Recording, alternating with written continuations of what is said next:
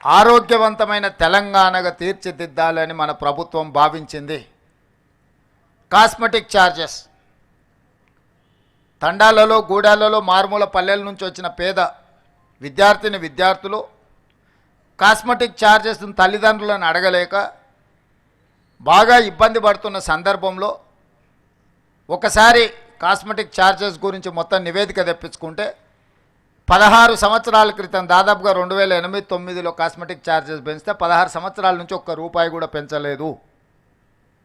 16 సంవత్సరాలలో అసలు cosmetic charges ఎన్నంతలు పెరిగినాయో అసలు ఊహించలేనంత ధరలు పెరిగినాయి.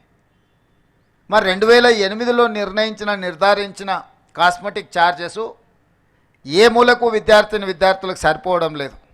పోనీ అవైనా ప్రతి నెల విద్యార్థులకు చేరుతున్నాయంటే లేదా 6 నెలలకు సంవత్సరానికి ఒక్కసారి ఇస్తే అవి ఎలాంటి ఉపయోగం లేకపోవడం ద్వారా ఈ పిల్లలు తల్లిదండ్రులను అడగడానికి మొహమాట పడి ఇబ్బంది పడి ఒకవేళ తల్లిదండ్రులను అడిగినా ఒకసారి ఇవ్వడానికి ఉండి లేకపోవడం వల్ల చాలా ఇబ్బందులు ఎదుర్కొంటున్నారు.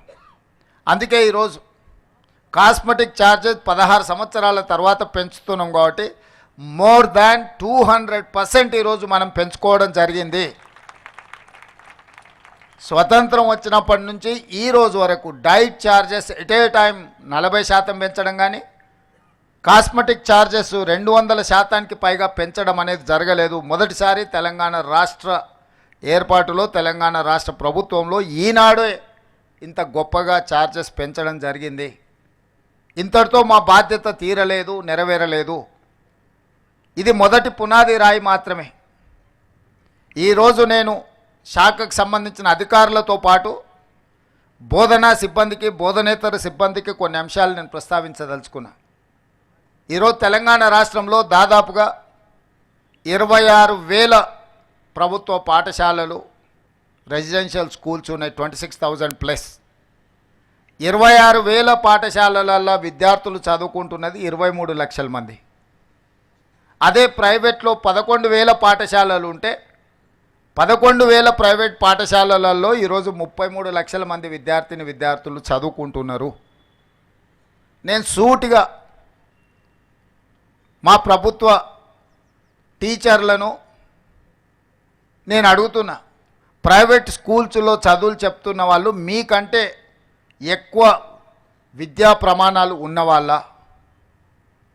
మీకంటే వాళ్ళకి ఏమైనా జీతభత్యాలు ఎక్కువ ఉన్నాయా, మీ స్కూల్స్లో ఉన్న మౌలిక వసతుల కంటే ప్రైవేట్ స్కూళ్ళలో ఎక్కువ ఏమైనా ఉన్నాయా?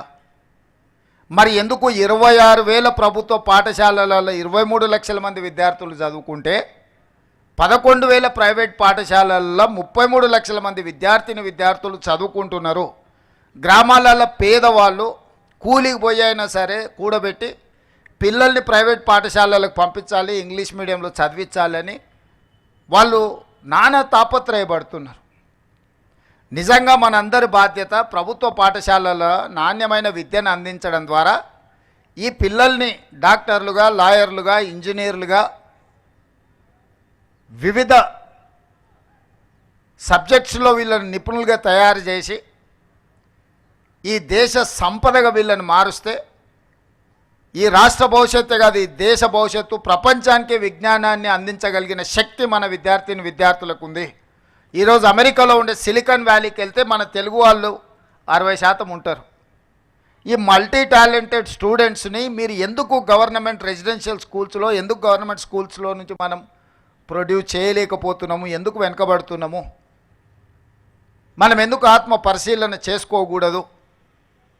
మనం ఎందుకు ఇది మన బాధ్యత అని మనం ఆలోచన చేయకూడదు? అది ప్రభుత్వంలో ఉన్న మా నుంచి మొదలు పెడితే వివిధ శాఖలలో, వివిధ హోదాలలో పనిచేస్తున్న అధికారుల వరకు, అదేవిధంగా బోధనా సిబ్బంది వరకు ఇది మన బాధ్యత కాదా?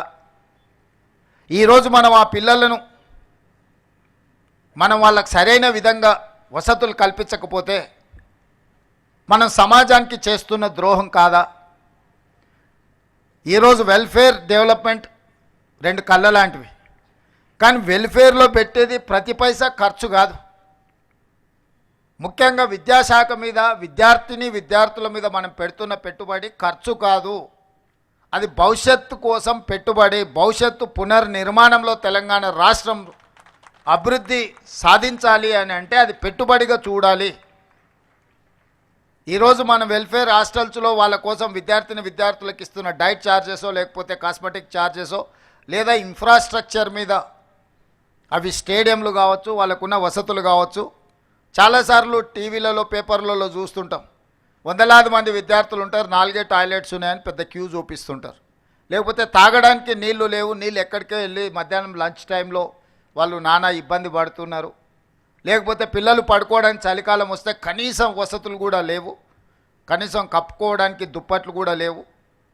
పాఠశాల ప్రారంభోత్సవ రోజుల్లోనే వాళ్ళకు స్కూల్ డ్రెస్సెస్ కానీ లేకపోతే టెక్స్ట్ బుక్కులు కానీ ఇతర ఇవ్వడం లేదు అని మనం ఇప్పటికీ టీవీలలో పేపర్లలో చూస్తున్నాం. ప్రతిసారి అకాడమిక్ ఇయర్ స్టార్టింగ్లో ఈ సమస్యలను అన్నిటిని చూస్తున్నాం. మరి 40, 50, 60, 70 ఏండ్ల నుంచి మనం నేర్చుకున్నది ఏంది?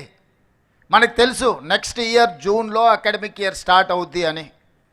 మరి జూన్లో స్కూల్స్ కాలేజీలు స్టార్ట్ అవుతున్నాయంటే మనం ఒక సంవత్సరం ముందు నుంచే నెక్స్ట్ ఫైనాన్షియల్ ఇయర్కి ప్రణాళిక చేసుకొని ఏ విధంగా వాళ్ళకు స్కూల్ డ్రెస్ల నుంచి మొదలు పెడితే వాళ్ళకు పాఠ్యపుస్తకాల వరకు విత్ ఇన్ ద టైం అందించాలి అన్న ఆలోచన మనం ఎందుకు ప్రణాళికబద్ధంగా చేసుకోలేకపోతున్నాము?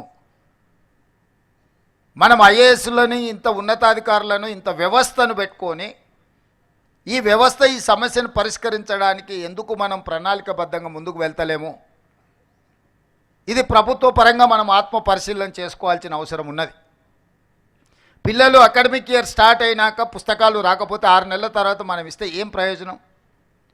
ఆ స్కూల్ పిల్లలకు ఇవ్వాల్సిన స్కూల్ డ్రెస్సులు విత్ ఇన్ ద టైం ఇవ్వకపోతే వాటి ప్రయోజనం ఏంది? ఇట్లాంటి సమస్యల్ని ప్రతి సంవత్సరం వచ్చే సమస్యలు శాశ్వతంగా వీటికి ఒక పరిష్కారం చూపించాల్సిన బాధ్యత పాలకుల మీద, ప్రభుత్వం మీద, ఉన్నత అధికారుల మీద ఉన్నది. ఈ బాధ్యత నుంచి మనం తప్పించుకోలేము, ఈ బాధ్యత నుంచి మనం పారిపోలేము. ఈ బాధ్యతను సామాజిక బాధ్యతగా మనం తీసుకోవాల్సిన